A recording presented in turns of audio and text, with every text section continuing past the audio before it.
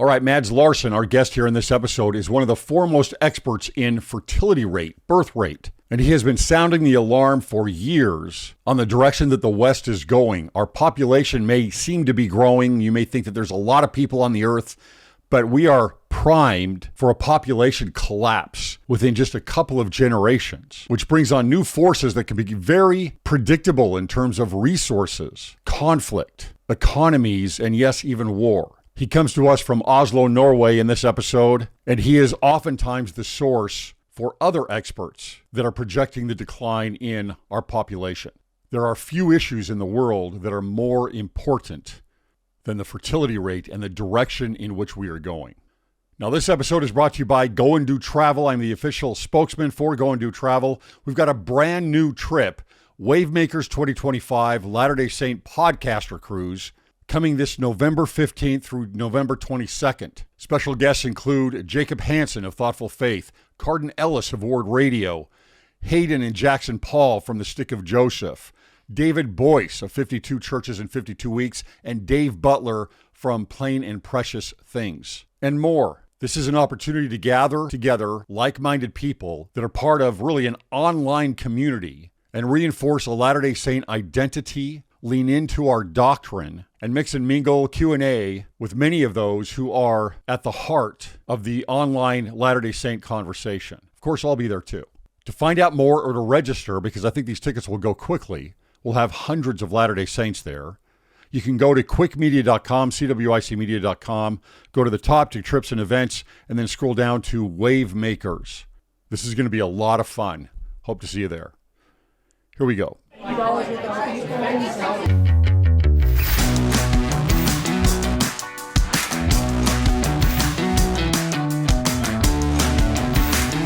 Hello and welcome to Cwic Show. My name is Greg Mattson and I am your host. In this episode, we bring on Mads Larsen, who is specializing in mating and has kind of been at the front of the discussion here on the infertility rate collapse that we're having here in the West. Mads, welcome to the show. Thank you so much. I appreciate the invite. All right, so this is a recent quote from, we'll call him a thought leader, Eric Weinstein. He says in a presentation he just gave about a month ago, he said, "This is not cute. It's not funny. It's a terrible tragedy, a reproductive holocaust." In other words, this is in reference to the birth rate or fertility rate that we have in the West and the honestly, I mean, of unbearable consequences of the direction that we are heading in. Where do we stand today with the infertility rate, and why should people care?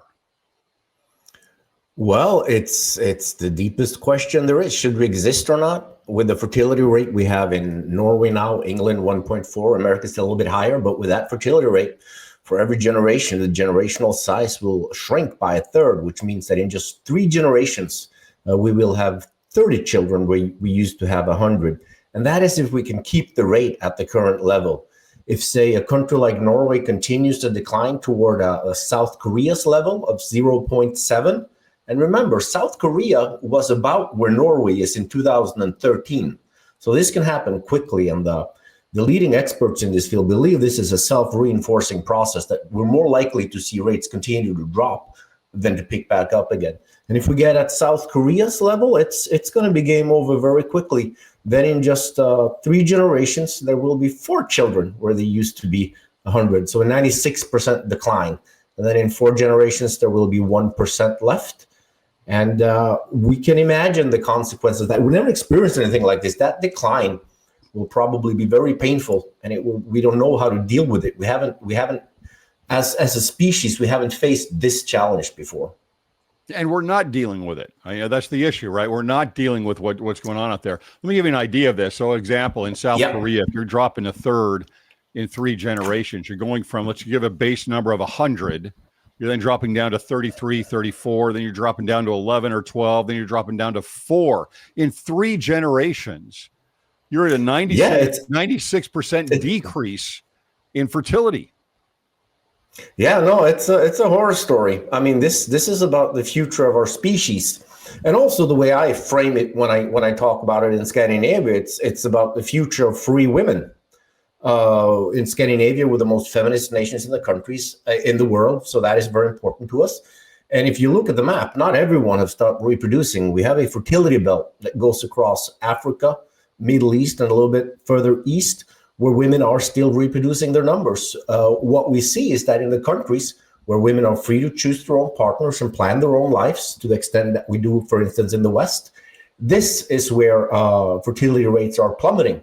So we have, as the first human societies in the history of our species, created societies where women can choose their own partners, what we call free women, and we've had this for about half a century, and that's just half the job. Now we have to find a way to have free women and combine that with sufficient reproduction, or there will be no free women in the future. The world will be taken over by those who have very different feminine ideals.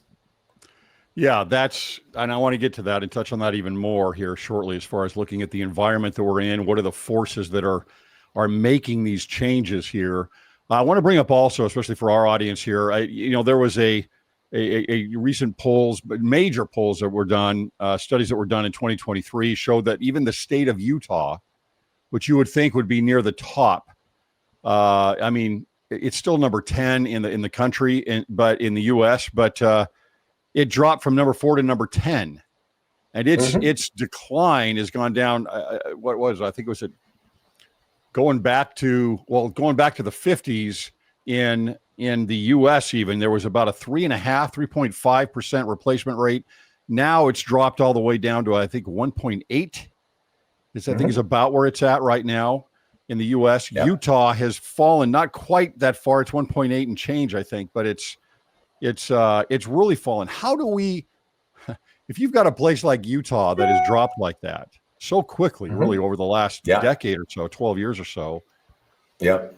What are we looking at? Why are these forces coming in here? What are the forces that are coming in that are making this drastic change? Is it all cultural? Is it biological? What's happening with this?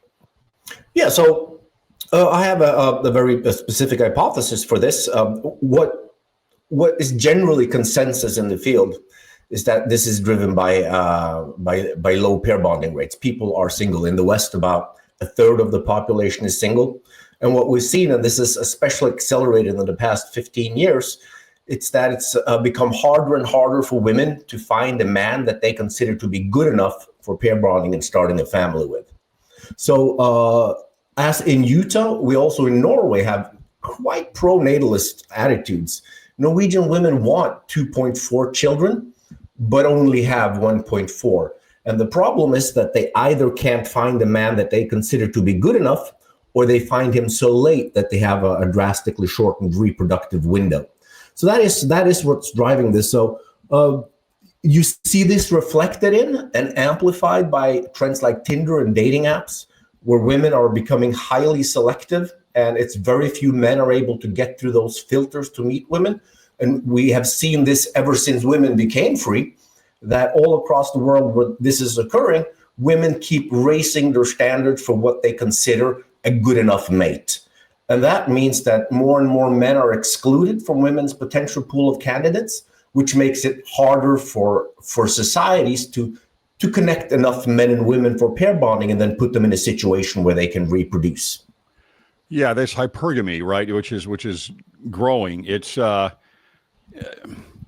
women are more naturally the selectors, right, over men. They're the one that are filtering. They're the one on the dating apps that are going, swiping left, okay, swiping right, based on a small amount of data. At the same time, there are certain surveys out there, certain studies out there right now in the U.S. that show that women are actually more promiscuous than men are. And you say to yourself, well, how can that be? Is that really true? Well, when you think about, you've got a top 5% or even go all the way to 20% of men that are being selected by all of these women. The men, those 20% or 5% going all the way up to 1% are the ones that are having all this sex. Yeah. And they're with a lot more women, a lot more partners. And then you're left with that other 80% of men that aren't having hardly any sex, or they're not having any kind of sexual partnership that's going to build toward marriage or whatever it might be, or their selection process is very hyper-focused on a certain type of man. And that's got to be pretty tough. And it's causing a lot of problems for a lot of the men that are not finding the women that they want to be with.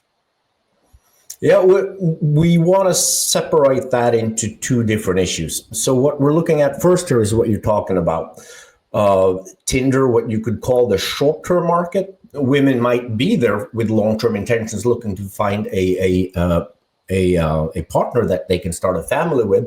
But because they have, well, let's just start at the beginning and explain why this market has gone awry in today's situation.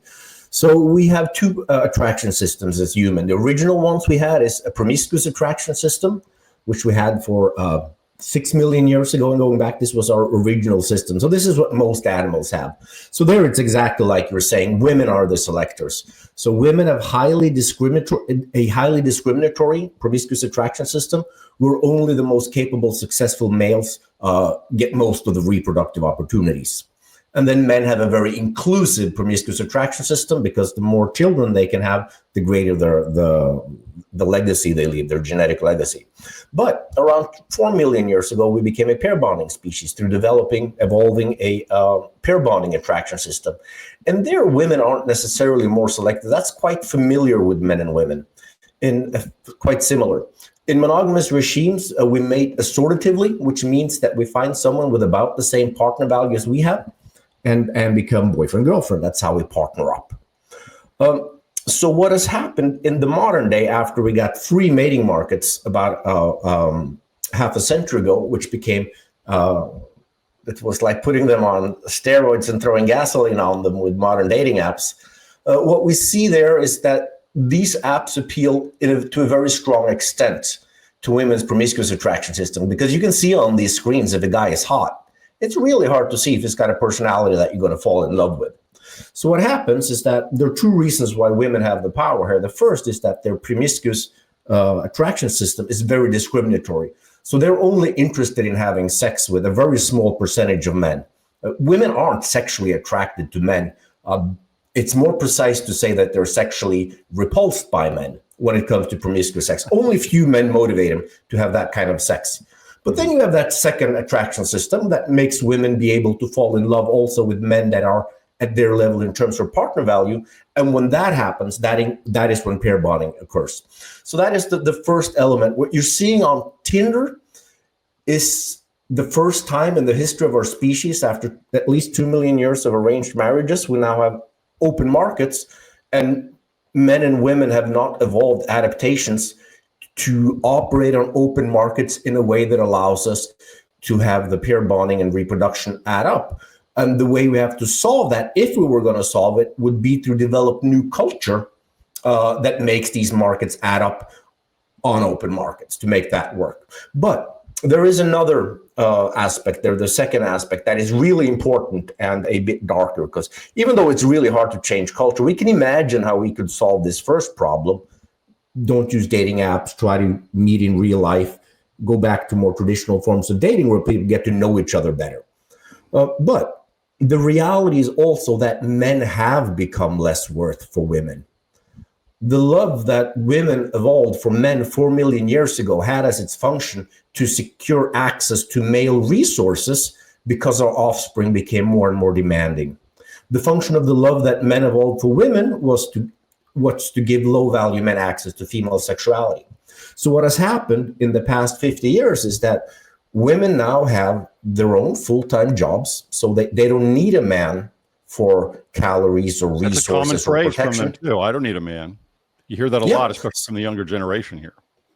Yeah. And this is what we had a big debate about this in Norway last year. And many women said, yeah, we don't need you anymore. We don't need men. So if you're going to be good enough to pair bond with us, you have to give something extra. So what happens now is that for pair bonding to add up in a monogamous regime, the median woman has to consider the median man to be of similar worth as she is.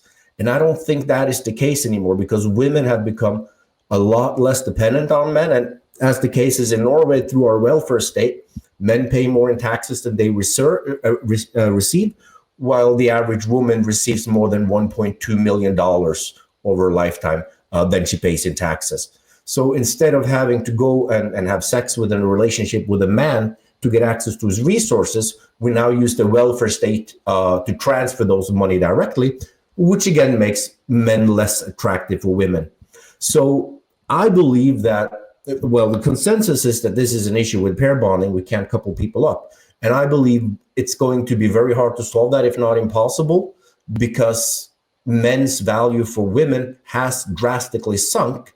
And that is a reality that we have to deal with. That means that people are still going to hook up and form couples, and people will marry and have children, but not enough for us to be able to reproduce our population. Yeah, that's obviously very concerning. Now, if I was going to go back, we've talked about the women here quite a bit, but where does the problem lie? It seems to me it's on both men and women, right? You've got men where I mean, are they too lazy? Are they lazier than they were in previous generations? Less productive? You've got gaming going on. You've got porn, very easy access to porn, obviously. And then with women, you've got an ideological pressure of feminism that has come about, especially since the sexual revolution of the 60s and the pill, which I think is the most life-changing and societal-changing technology. I don't know if I'd call it an advancement or not, but I think that's changed more than anything else, more than air conditioning, more than the car, more than anything. But you've got feminism, you've got careerism, and a cultural pressure to be independent and to pursue your abilities in a career in a corporate world, perhaps. Is this more of a male issue that men need to change more, or is it more of a female issue that women need to change more? Well, I wouldn't attack the problem that way. We moderns, we like to think of causal agents, individuals with responsibility and blame. As an evolutionary scholar, I see this differently. Men and women are born with different mating psychologies, and those mating psychologies play themselves out differently in different environments. So I don't see much free will on a group level. I just see human nature playing out, incentivized by environmental factors. So I would say that if it's precisely what you said, the pill made possible something that has been an 800-year-long process. After we dissolved Europe's kinship societies, we became individuals that lived in nuclear family, and we became more and more individualistic. And we tried to implement these free mating markets around 1750, and that went catastrophic. That went very poorly for women. Illegitimacy rates skyrocketed because women were seduced by higher value men who then abandoned them when they were pregnant. So what allowed us to be the first human societies in the history of our species to have open mating markets, meaning free women, was precisely post-World War II prosperity that allowed us to afford to break up more easily. And then it was the contraceptive pill that allowed women to choose their own partners on the short-term market without risk of pregnancy. That's where everything had gone wrong around 1750. Without the birth control pill, women couldn't be free and choose their own partners because they became pregnant whether they wanted to or not. Yeah, much larger consequences, and you're going to be thinking a lot more about, well, is this really the guy I want to be with? Is this going to be the father that of my children? And big change. All right, so what are the pressures that are currently making these changes? You talked about the freedom of women, which has really pushed this, but what about things like climate change and maybe an idea of, well, we need closer to I won't say zero population, but we need to reduce the human footprint, the carbon footprint, and the mentality there that would be a very strong political and social pressure against reproducing. Yeah, well, those things are mentioned often in the media. Research does not support that those are factors that contribute significantly. People are afraid of climate change. Many people think overpopulation is a problem. But people still want to have children, like our first Norwegian women want 2.4. They're just not able to make them. So it's not because there's no room for a third car seat, as has been mentioned in the debate. It's not. Research shows that real estate prices do not have a causal connection to this. It really is that people can't find partners that they can start families with. That is the main driver. And then it's different from country to country, which mechanisms this plays out through, or what cultural factors are. There's a lot at play. Of course, the overarching macro structure of this is that as we moved from being agriculturalists to urbanites, the algorithm changed on how many children it made sense to have. But now it's just kept falling. And it's this uncoupling of men and women seems to me predominantly to be best understood as a result of increasing individualism. We have for 800 years, or a little bit longer, depending on which part of Europe, been on a path of ever increasing individualism. And of course, with the media of this century, that has accelerated. So it's we're being pulled apart, which also has consequences for what I believe would be the only solution to this crisis that has a realistic chance of working. What is the only solution? A further individualization of reproduction. So we have, as a species, gone from reproduction being a responsibility of your group, of when we're hunter-gatherers, the couple.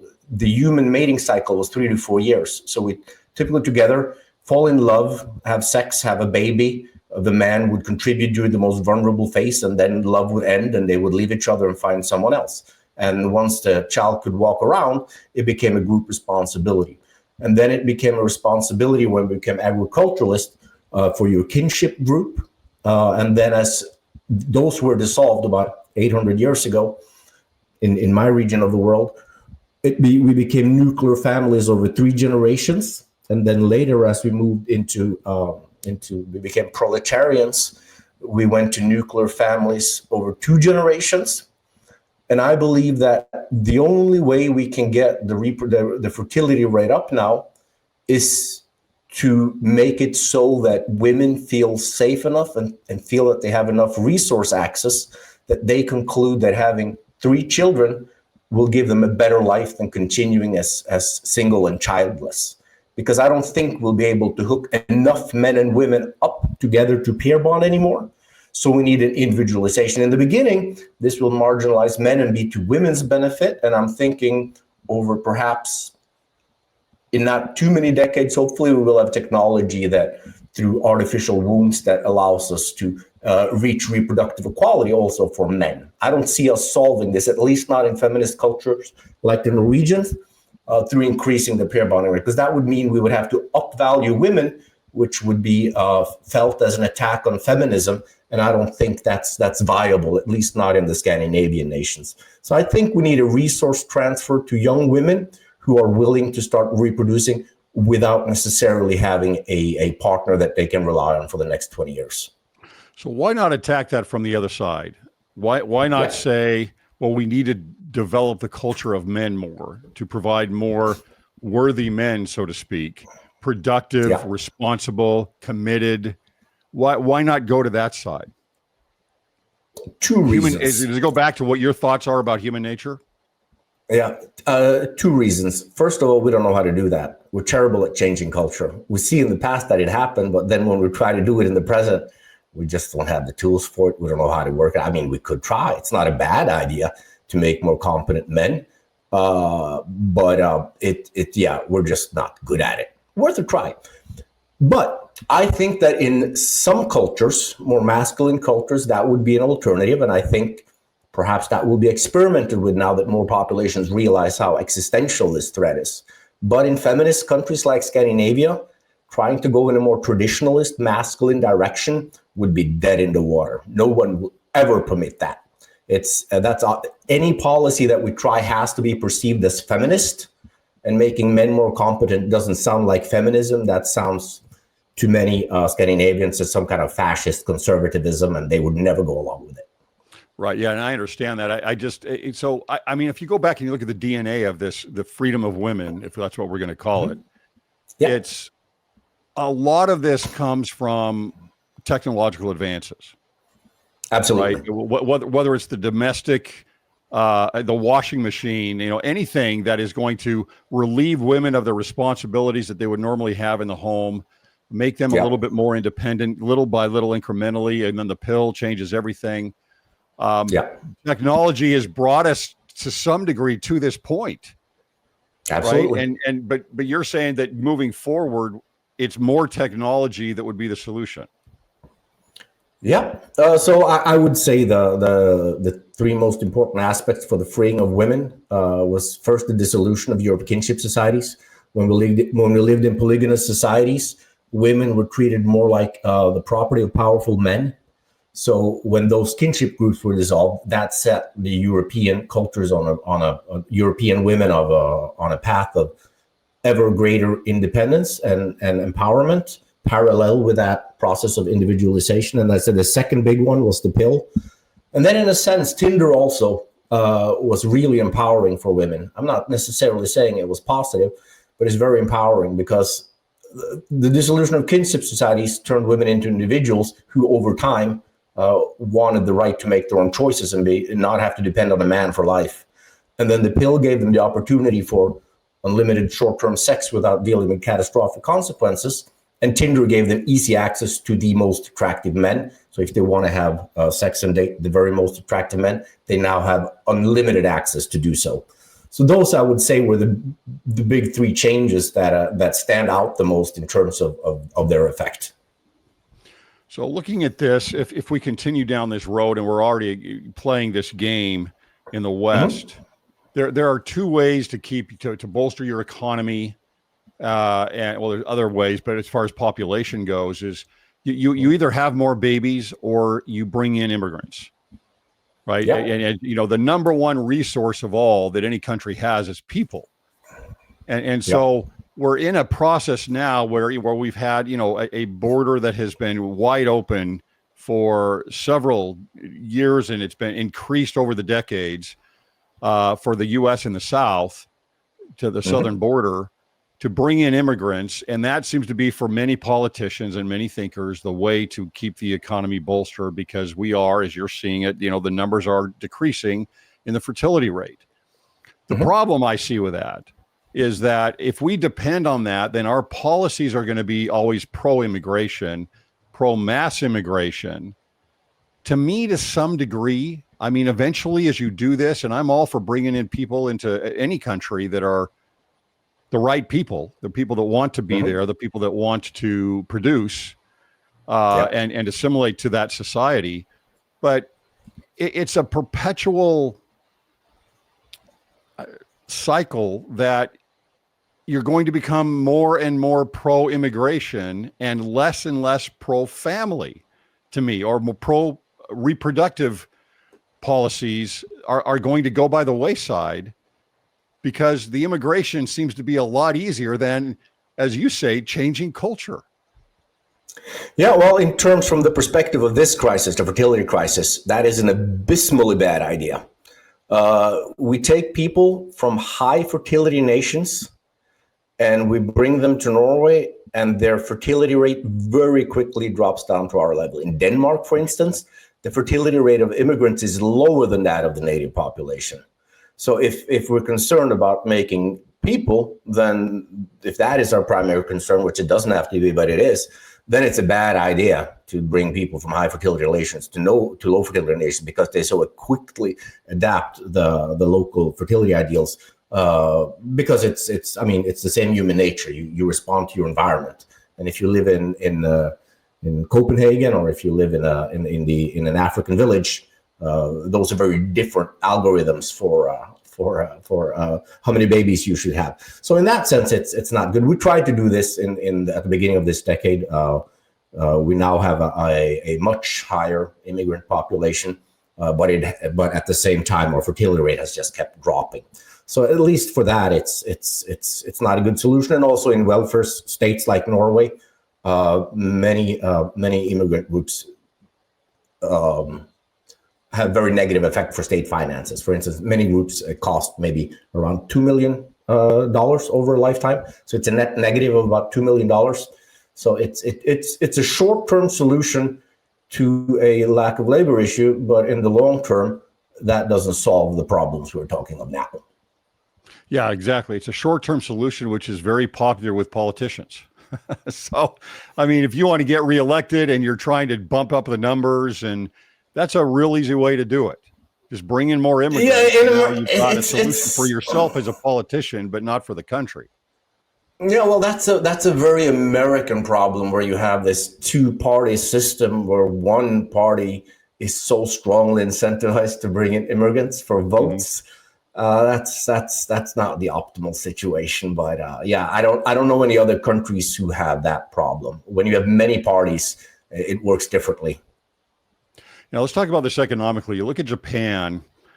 Japan has the largest percentage of basically boomers, as we would call them here, in the world, and to their population, a ratio to their population. So what you end up with in Japan, and where we're all moving toward here in the West, is this upside down pyramid where you have fewer babies and youth at the bottom here that are new. And then you've got a working class age group that are between, let's call it ages 25 and 65.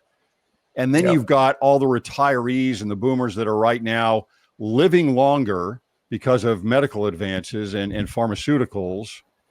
And because they were a part of the boom, that's why they're called boomers, where they had a large population growth during the times back in the 30s and the 40s. And then what you end up with is this working class that is now burdened and shrinking, that has to both take care of the largest group of people that are already past their working years.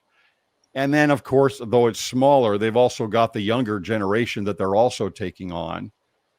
And that middle group there in that pyramid shrinks, and yet is still expected to produce all of the tax revenue, all of the resources, all of the productivity. At what is a country like Japan going to do? And ultimately, what does the West do about that? Yeah, our current social orders do not work for this, and it's important what you're saying about the shape of this pyramid, because if you look at total population numbers, it's really challenging to get even fertility researchers and politicians to go along with how serious this threat is. It was a bit of a mystery. I figured it out now, but that used to puzzle me. And then they would refer to your total population number, which is going to keep steady for quite a bit. I mean, Japan has started shrinking, but not that rapidly. But when you look at how this plays out, first, this crisis is being hidden by so many people becoming very old, while you have very few young people. So you don't see that big decline. But once that plays out, once those generations starts dying out, it's going to be like a cascade where your population drops very quickly, and at the same time consists mostly of very old people. So yeah, our current social order for this isn't equipped to handle this at all. We can, of course, hope that by this time we will have robots. Elon Musk is building the Optimus robots. Experts are thinking by 2040, 2050, we may have tens of billions of humanoid robots who can help young people, old people, that can keep the economies going. So that's a practicality that we might be able to solve with automation and AI. But then we still have to ask ourselves as human beings, shouldn't we still exist? Shouldn't we grow our numbers, go out into colonize Mars, the solar system, aim for the stars? Shouldn't we try to expand and look positively at the future? As far as we know, we're the only intelligent life in the universe. Should we not feel a tremendous responsibility for continuing that, to continue to be that species that can marvel and enjoy this creation that we exist within? Or should we just lower our shoulders and, oh yeah, well, our fertility rate has dropped so much, there's probably nothing we can do about it. And we do have a climate crisis, so let's prioritize the environment and just die out. It's kind of sad. And we're not going to die out. There are still parts of the world where they don't have free women, where they are reproducing. And I have nothing against them. They run their own culture, their own family policies. But as a Scandinavian, I would really like there to exist free women and cultures like ours also in the future. Yeah, and of course, if you look at, humanoids, robots and AI, the issue again is technology. And I'm not anti-technology here at all, but I mean, the technology reduces the need for more people. So do policies change also because of that? Do taxes change because of that? Do family structures to change because of that?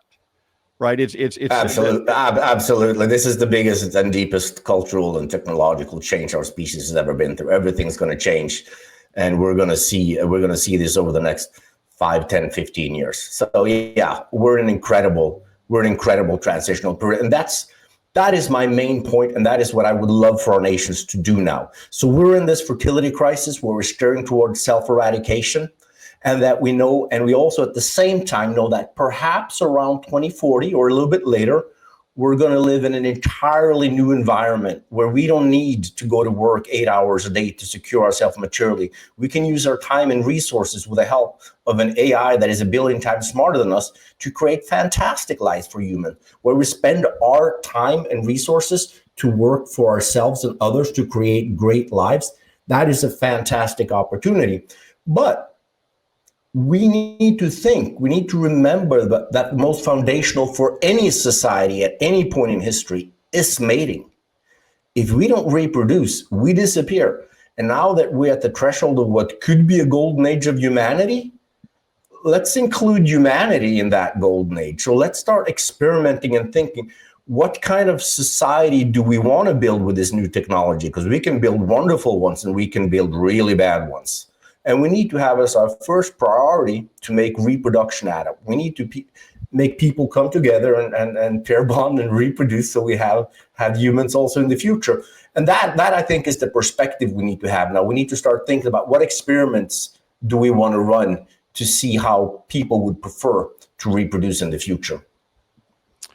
Yeah, another issue is and I don't want to be doomsday-ish here, but I'm a little more pessimistic than you are on these things.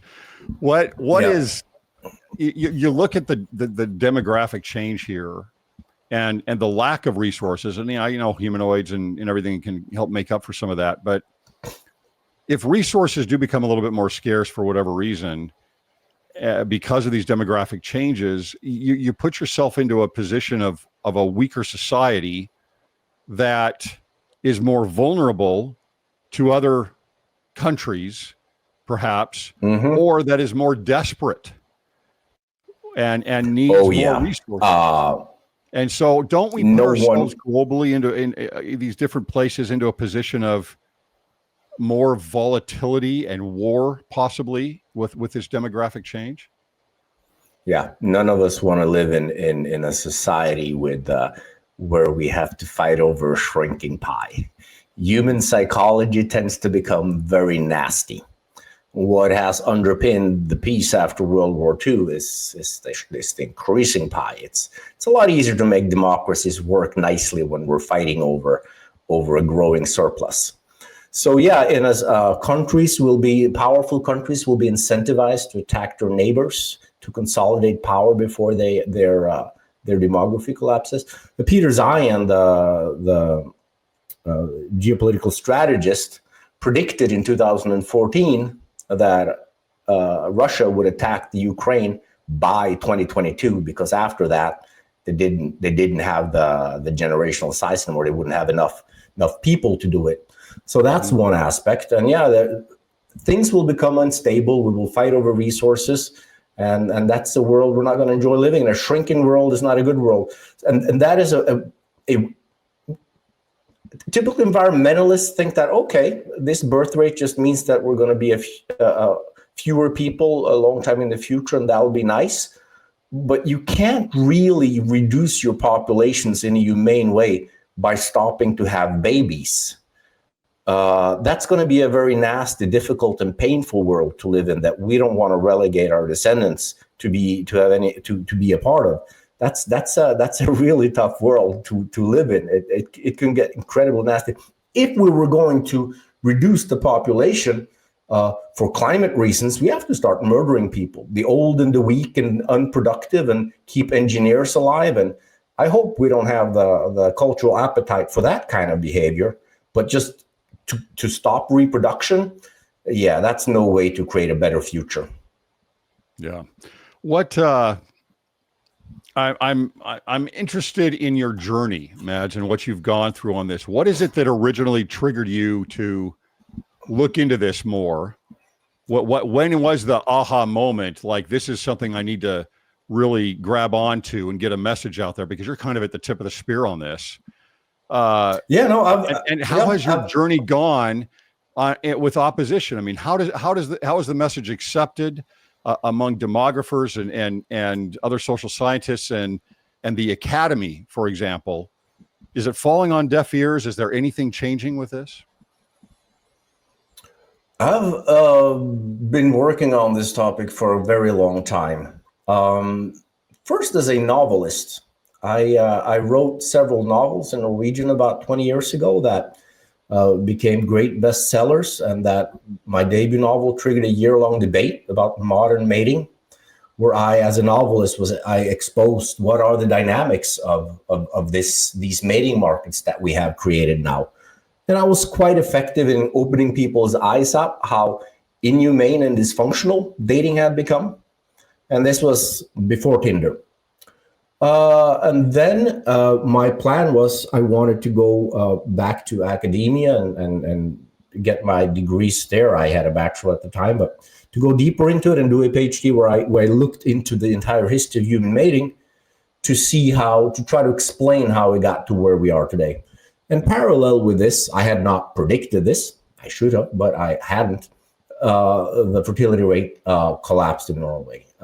We smugly believed that we had the solution because fertility rates were collapsing around the world and ours weren't. So we thought, well, you're all just going to have to become just like us. And that really warmed our heart. You need social democratic welfare. You need feminism, gender equality, and then you will have our fertility rates. We are the solution. And then in the 2010s, the fertility rate collapsed in Norway from 2.0 to 1.5, and it's kept falling. So that dysfunction that I identified 20 years ago in dating markets, that is now playing out in reducing the pair bonding rate, and to that reducing the fertility rate in a way that now steers us towards self-eradication. So I wanted to understand the entire history of human mating and of Western mating and how it brought us to where we are today, so I could explain why things have become so dysfunctional. And that's what I did with the book I published last year, Stories of Love from Vikings to Tinder. If any of your viewers want to read it, it's open access, so you can just search for it and go to Taylor and Francis's website and just download it for free. And there I cover the past. Awesome. So there I cover primarily, so I do draw a canvas of 6 million years, like we talked about earlier in this podcast, but then I focus on the last 800 years and 3 Western sexual revolutions that brought us to where we are today. And I show how men and women's different mating psychologies play out different in different environments, and how the underlying drive of this is our individualism. When we were hunter and gatherers, we were much more individualistic, free. But then when we tied ourselves to fields as agriculturalists, we had to submit to the kin group because that was just necessary to get the calories and protections we needed. And that also changed our mating, because we couldn't break up every 3 years, because it's really hard to break up a field and carry along your half in case of divorce. So we were submitted to lifelong relationships. And then when we dissolved Europe's kinship groups, that's when this individual drive that we have in us from 2 million years of evolution and perhaps longer, that has played out over the last 800 years. And men and women wanted to choose their own partners. I think that's a desire we've always had, but it's important to remember, since we became genus Homo for 2 million years ago, as far as we know, there has never existed a society with free women, meaning individual partner choice. We've always had arranged marriage. No society was able to pull off to let young men and women do their own choices there.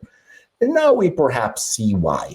Women's very discriminatory promiscuous attraction system draws them to the most attractive men, and women didn't evolve the necessary traits and skills to discern what men's intention were, how these markets work, and what the difference is between your value on the short-term market versus the long-term market.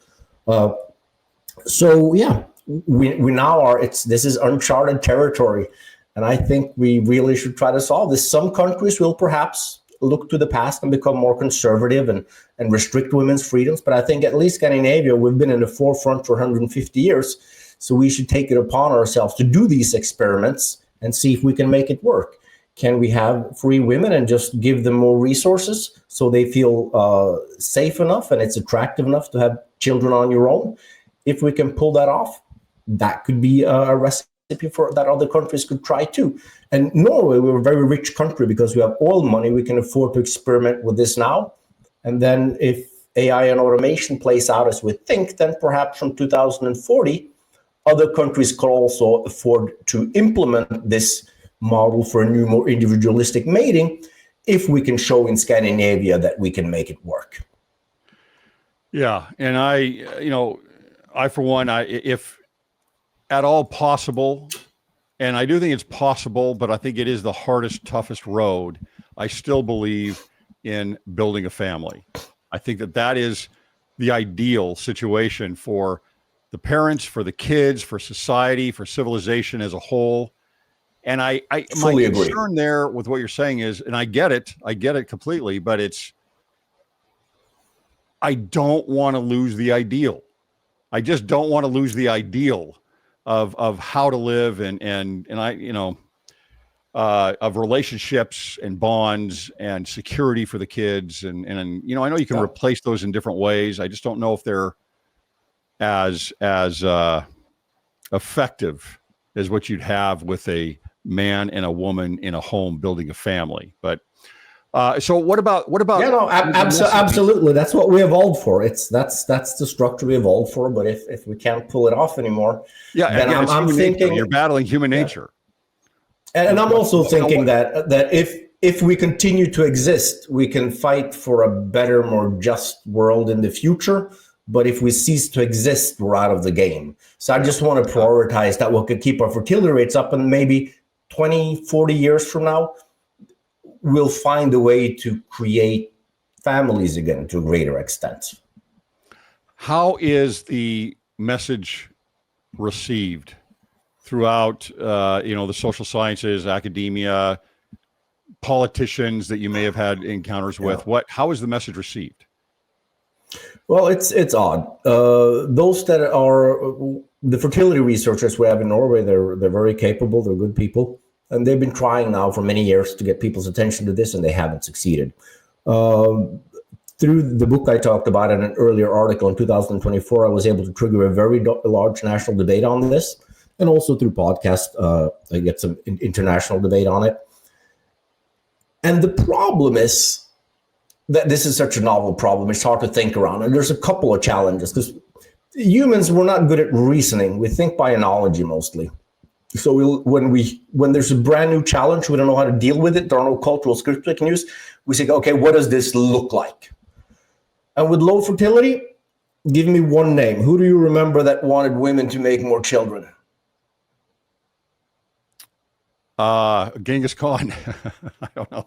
Yeah, I was thinking about Hitler. So when we know pronatal policies, it's Hitler. So people think that if you want women to have more children, you're a right-wing extremist, and also people think maybe you're racist because there's still children in Africa they are reproducing. So it's just really hard to think clear around this. So for many years, people just avoided it. Now I was able to trigger this debate, and it has started. And for the researchers, the problem there is they're afraid to portray this as negative. So they know how to do the math. They know how this will play out if it doesn't turn around. But I've talked to leading international experts and the leading Norwegian experts, and it was long a puzzle to me why they didn't sound the alarm. But when I was in a debate with one of them, at the end, they just wouldn't do it, and I just gave up at the end. And I said to the representative from the Norwegian Finance Department, just to amuse me, could you look at the audience and tell them that fertility rate of 1.4 means that each generation will lose a third of the children.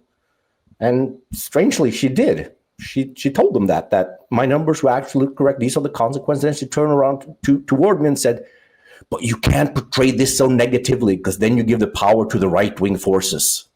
So and this is what I've also heard from the very top international researchers. They are censoring themselves. I mean, they're not forging their numbers. They're doing the research. They know it's a problem, but they're not willing to tell the public that this is an existential threat, because then they believe we're going to get a handmaid tale, that right-wing politicians are going to take away women's freedom. They're not going to be worked. They're going to be put into the kitchen and the bedroom, and we're going to go back to a very dark time. And in some countries, yes, there's a lot of misogyny online. And in some countries, maybe they will go in a more conservative direction. But there is 0% chance that that's going to happen in Norway. We're the most feminist nation that ever existed. I mean, even our right-wing party is, from an international perspective, a bunch of social democratic feminists. We don't have men that want to put women back into the kitchen, at least with any semblance of power. So these researchers, they've just been holding back and censoring themselves because they think this is going to hurt feminism. And that is unfortunate, primarily because this is a result of free women. We are in this situation because we have created the first societies in human history with free women. And if we want there to be societies with free women also in the future, we have to be able to combine having free women and sufficient reproduction. And like I said, half the job is done. Now let's do the other half. And then just closing our eyes and being afraid that we're going to get a Norwegian Handmaid's Tale, that's very short-sighted and lazy. So politicians and researchers, they haven't been. It's an uncomfortable. It's so hard to understand it because we don't have cultural scripts that help us think around this. We've thought about overpopulation for so long, so that underpopulation could be a problem, challenging. And then it's just the fact that it's uncomfortable for women because it is the fact that we have free women that is causing this problem. So then it's, oh no, if we acknowledge that, then the obvious step is to take freedoms away from women. And it shouldn't be, at least not in our country. Yeah, that's a hard dichotomy there. I think that, I've played with this idea for a while and talking about different things, but it's, the more liberty or freedom you give a group or everyone even, the higher the disparity goes, right? The disparity is going because of choice, right? The more choice so you're thinking now in terms of more disparity you have and the different directions that people are going to go. And, it's for a lot of people, the answer to that is tyranny, right? It's like, well, you have to force it and you can't do that either. So what is the answer somewhere in between there? It's, what if you were to give women more choice, but you incentivized or, put a carrot out there more of, here are the benefits of motherhood. Here are the benefits of the policies and government policies that help support you in this position may completely outweigh what you're taught about careerism, right? I don't know. It's like you said. I mean, it's such a difficult problem to turn around. I actually received an email today from somebody just emailed me to he'd seen some pods I've been on, and he said precisely this. Oh, this is super easy. We can just manipulate women. We can just try to shame them for not wanting to be mothers, etc. And we could do that, and it would probably work. That's a cultural change, and we're bad at making cultural changes, but we can try, and we might succeed. There's just zero chance that we're going to do that in Norway. There's no way we're going to try to manipulate women culturally to think more of motherhood in a way that can be perceived to take freedoms and choice away from them. It's just we're a very, very feminist culture. So for us, we as a nation need to take upon ourselves to experiment with doubling down on the feminism and trying to solve this way. And then other countries need to take other experience. It's like genetic diversity. We have cultural diversity. And this happens. This is among what I've studied in other things I've done as an academic. I look back over vast spans of time and see how cultural regions deal with deep cultural changes.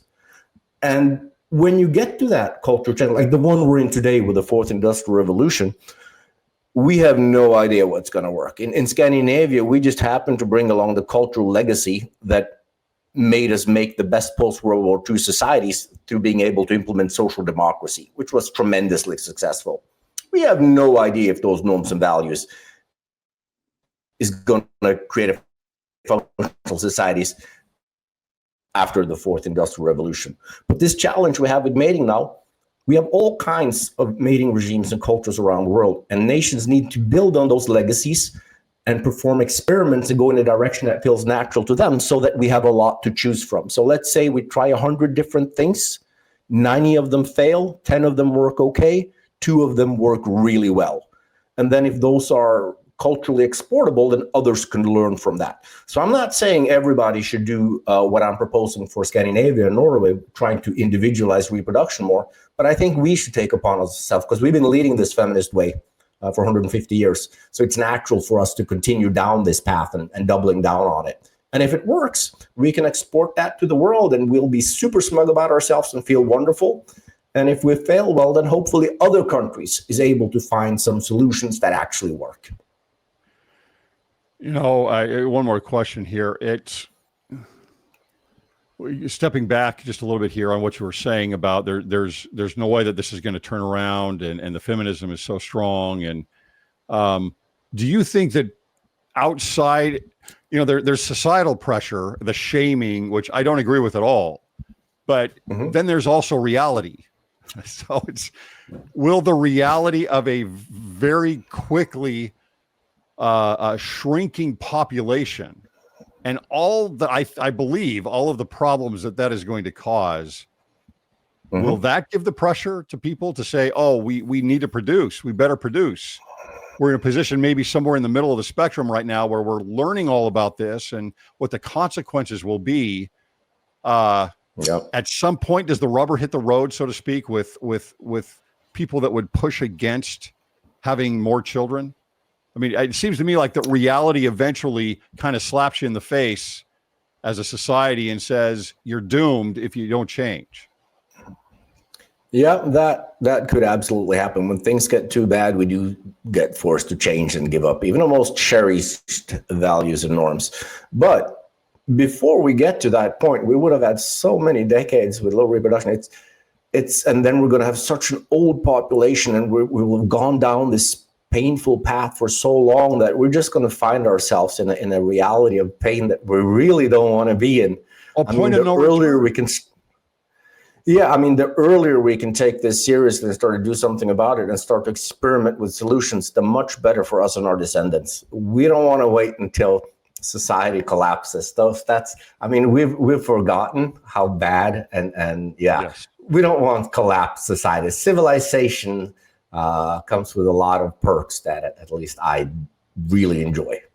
Yeah. Well, Mads, really appreciate your time on this. We're going to want to have you back again if possible. Where can everybody find you?